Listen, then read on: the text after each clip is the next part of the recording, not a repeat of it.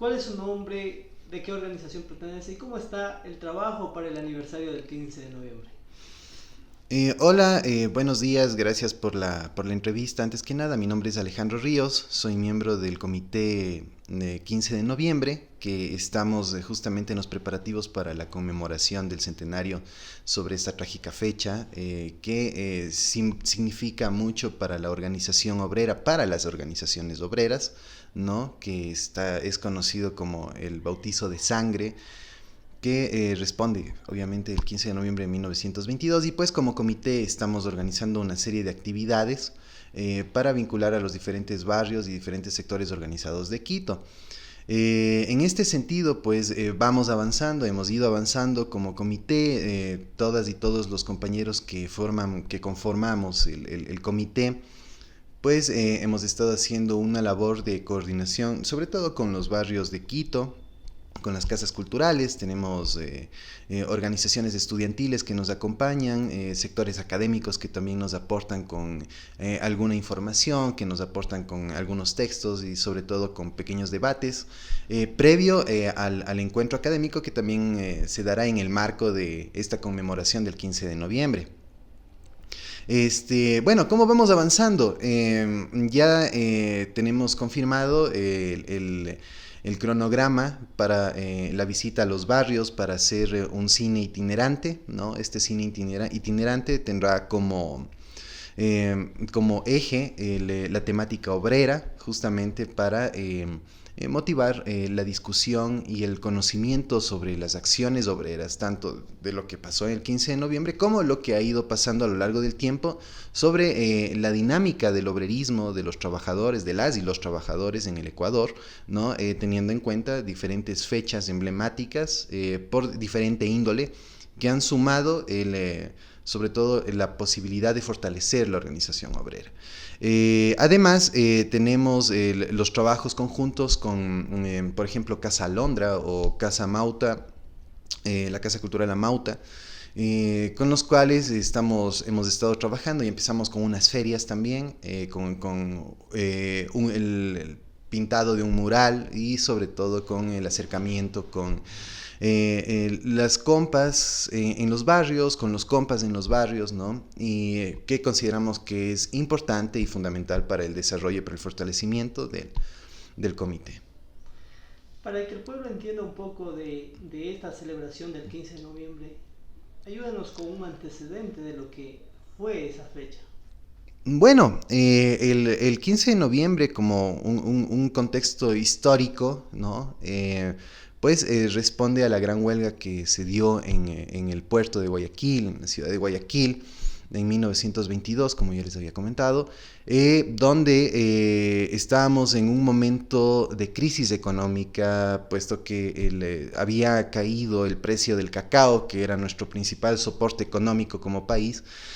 Y pues esto llevó a una debacle, a una fuerte crisis socioeconómica que le tocó abordar al gobierno de José Luis Tamayo. Sin embargo, José Luis Tamayo pues no lo abordó de la forma más lógica. José Luis Tamayo respondía a los grupos de poder pues vinculados con la banca, lo cual motivó a que Tamayo decretara leyes, emita decretos, perdón, para beneficiar a este sector, ¿no? Y al sector agroexportador que estaba vinculado con la banca, ¿no? Ahí habían unas pequeñas facciones. Sin embargo, Tamayo respondía a este sector de la banca, a este sector organizado de la banca. Y pues la gente estaba, el obrerismo, hombres, mujeres, niños, ancianos, sectores vulnerables, pues clamaban por la regulación de precios, estaba la regulación del precio del pan, estaba el tema de la regulación de las horas laborales, que todo sea dentro de un marco legal, el tema de los salarios mínimos, ¿no? Que ya era un tema que se venía peleando desde 1916 aproximadamente, justo en una época en la que se fortalecen también los sindicatos en el Ecuador, sobre todo en Guayas, en Guayaquil. Entonces, ¿qué sucede con el 15 de noviembre? Pues el 15 de noviembre es el resultado En primera, de un mes antes, en octubre, hubo una huelga de ferrocarrileros en Durán, quienes ganaron sus reclamos, sus demandas, ¿no? ante la empresa de ferrocarriles del Ecuador, donde se pidió que se reconozcan las 8 horas de trabajo, el salario mínimo, y que se reconozcan las horas extras. Este hecho, de una forma bastante sintética, motivó para que diferentes gremios y sindicatos en Guayaquil pues se organizaran y se plegaran al paro para reclamar también sus derechos y para reclamar lo que les comenté en un inicio, el manejo legal, el manejo justo del poder ejecutivo que estaba en la presidencia de Luis Tamayo, para paliar de alguna forma el problema económico, la crisis económica que se estaba viviendo en los años 20. Entonces, estas organizaciones pues hicieron una serie de marchas a la gobernación de Guayaquil, a la gobernación de Guayas, en un inicio se fueron sumándose organizaciones. Eventualmente las organizaciones, pues ya al tener fortaleza, un poco generaron preocupación en el gobierno de José Luis Tamayo, el cual obviamente era un gobierno que demostró cierto despotismo e hizo oídos sordos a los reclamos de las organizaciones obreras, que para ese entonces estaban en una incipiencia, es decir, estaban iniciando, estaban fortaleciéndose, estaban entendiendo cómo era la dinámica organizativa en los sectores obreros y trabajadores. Entonces, en este sentido, pues, entre el 13 y el 14 de noviembre, al ver cómo se acorraló a la gobernación de Guayaquil, José Luis Tamayo para el 14 de noviembre encarga a Enrique Barriga, este triste, célebre personaje, que era quien estaba a cargo del batallón Marañón, ¿no? Enrique Barriga pues recibe el telegrama del presidente Tamayo, quien le ordena o le dice, como sea, que acabe con los levantamientos de los trabajadores, ¿no? en Guayaquil. Ante esto, pues, Enrique Barriga, a cargo del batallón Marañón, pues para el 15 de noviembre de 1922, a las 4 de la tarde, según Tres Crónicas, ¿no?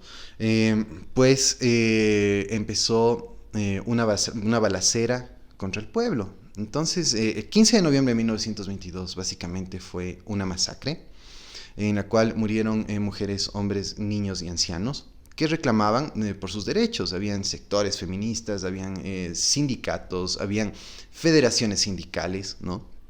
En grupos que estaban organizados en función de los reclamos populares. Entonces, el 15 de noviembre de 1922 se le considera por este hecho como el bautizo de sangre. Tenemos las cruces sobre el agua que nos dan un relato sobre cómo fueron desaparecidos los cuerpos. Estamos hablando de miles de personas asesinadas, ¿no? Los grupos más conservadores tratan de dejarles entre centenares y miles. Los grupos que hicieron, los investigadores que hicieron una investigación más exhaustiva, pues determinaron que se trata de cerca de 2.000 y un poquito más de víctimas mortales. Sin embargo, parte de los cuerpos algunos de los cuerpos se les abrió el abdomen, se les lanzó al río Guayas para que se hundieran, ¿no? Para que no quede evidencia y muestra de tal atrocidad. A otras víctimas se les puso en fosas comunes en el cementerio de Guayaquil. Y pues quedó todo un reguero de sangre, ¿no? Varias calles de Guayaquil, sobre todo donde fue la matanza, cerca de la gobernación.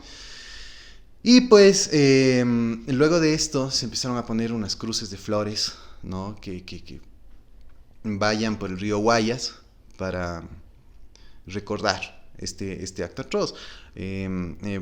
Esta es la parte dura del relato histórico.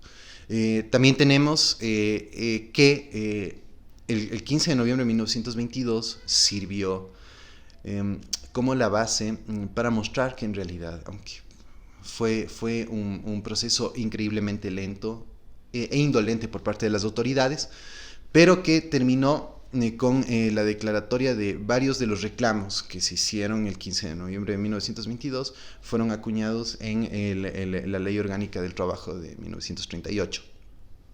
Esto viendo más o menos cómo son los procesos, es decir, por más que se demoren los procesos, hay la posibilidad, ¿no?, del obrerismo organizado de reclamar sus derechos y que eventualmente salgan a la luz esos derechos. Es una tristeza porque el obrerismo a lo largo de la historia pues pone su fuerza de trabajo, pero también pone su vida en los procesos históricos, mientras que el resto de las clases sociales sale beneficiado y no reconoce el esfuerzo del movimiento obrero. Entonces, eso a breves rasgos para compartir. Tras tantos años de lucha que han venido ya realizando la clase obrera, hasta el momento no son atendidos como debe ser, porque es una de la mano quien da la economía a un país. ¿Cuál es la plataforma de la organización, la plataforma de lucha que viene llevando para exigir estos derechos que deben ser atendidos? Sí, sin duda. Claro, por supuesto. O sea, los derechos deben ser atendidos por todos los gobiernos, sin duda. Ha habido gobiernos que dan cierto espacio, otros que son profundamente despóticos y otros que son profundamente represivos. En este sentido, en primera, estamos hablando de relaciones de poder. Es curioso porque el movimiento obrero, la fuerza obrera, y concretamente en el Ecuador, pues es la base desde su formación más amplia en todos los sectores laborales del país, es el motor de la economía del país. Y en este sentido también notamos cuando el obrerismo se para, pues se siente el poder. Cuando se para el campesinado, pues se siente el poder de la gente, porque sin ellos, literalmente, las ciudades no funcionan, ¿no? Empezando desde ahí. Segundo, el tema de la organización y del posicionamiento del obrerismo y del campesinado, ¿no? Porque hay que vincular. Responde a la capacidad de organización, pero es una organización en base al reconocimiento de necesidades mutuas. Más aún cuando tenemos relaciones de poder con un sector político que muchas veces es indolente, es descuidado, hace oídos sordos y sobre todo no vincula o no reconoce las demandas del pueblo, porque hablar de obrerismo y hablar de campesinado pues también implica al pueblo, a todos quienes nos relacionamos con esta dinámica del trabajo en el intercambio comercial, en la recepción de productos, en el abastecimiento de productos en las ciudades.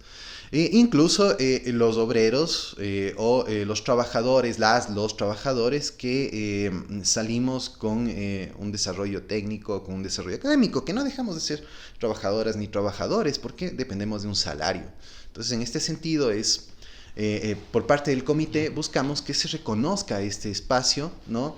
Que se reconozca esta dinámica de todos los sectores organizados, del obrerismo, del campesinado, de sectores académicos, de la ciudadanía en general, porque todos estamos dentro de una dinámica o dentro de un ecosistema, si gustas, donde hay una dinámica socioeconómica de la cual todos sobrevivimos. En este sentido, el tema de organizarse y de reconocerse, pues, parte por saber la historia, parte por conocer conceptos, por hacer una discusión, por acercar la academia a los barrios, porque los barrios también enseñan a la academia, ¿no? Sus problemáticas, su historia. Entonces, la dinámica del comité, en este sentido, respondiendo a tu pregunta, es justamente partir con la conmemoración del 15 de noviembre, pero también es acercar a la población para que se fortalezca sobre el conocimiento de sus derechos, sobre el acceso a sus derechos, sobre por qué el obrerismo, sobre por qué el tema barrial, sobre por qué el tema de los campesinos, de las y los campesinos, sobre el tema feminista, ¿no? Sobre el vínculo que existe, el vínculo directo entre política, ¿no? Sectores sociales que han sido marginados, que tratan de salir, de sobresalir, del sector académico que tiene una vinculación y depende también del obrerismo, ¿no? Que también es un espacio en pugna, con diferentes poderes. En este sentido también la academia puede dar las bases, ¿no? Para que la organización se fortalezca y, como les digo, la organización También retroalimentar a la academia y decirle, ratito, no te subas, la academia no está por encima de la población. Entonces, en este sentido, pues el comité busca el manejo permanente de diferentes espacios para incluir, para vincular a la población en general, y para saber la historia del obrerismo, para conocer sus derechos y para poder reclamar de una forma justa, en base a lo legal, en base a lo legítimo, pues los derechos, todo lo que se nos ha quitado, todo lo que se ha ido precarizando a lo largo, sobre todo en los últimos 10 años, si así gustan, ¿no? Donde se han visto diferentes matices de lo político, ¿no? Entonces, eso básicamente está buscando el Comité 15 de Noviembre. No sé si con eso respondo a tu pregunta. Para finalizar, ¿cuál es el llamado al pueblo para que participe de estas actividades que están planificando para ya desde finales de octubre, desde el 29 de octubre? Así es. Bueno, nuestro llamado siempre las puertas abiertas, ¿no? Bueno, como comité somos una organización amplia, donde vinculamos de diferentes sectores organizados y no organizados, que vinculen el tema social, el tema orgánico de las y los trabajadores, también con espacios culturales, ¿no? Y en este sentido nuestro llamado es que vengan, que se unan, pues la conmemoración del 15 de noviembre sin duda es un tema histórico para todas y para todos los ecuatorianos, para todas y para todos los obreros, campesinos, sectores barriales, sectores periféricos de las ciudades. Y pues en este sentido, siempre con los brazos abiertos, hacer trabajo, ¿no? Un trabajo que vincule y que genere esta necesidad de conocimiento y también esta necesidad de organización. Entonces, nada, la invitación para todos, para todas y todos, sectores que busquen también ser parte para todas las personas que no necesariamente tienen que estar organizadas, pero que deseen también participar y que deseen compartir sus vivencias, sus experiencias y conocer lo que estamos haciendo como comité. Entonces, en este sentido, nada, la invitación abierta y gracias por tus preguntas, por el espacio, ¿no? Muchas gracias.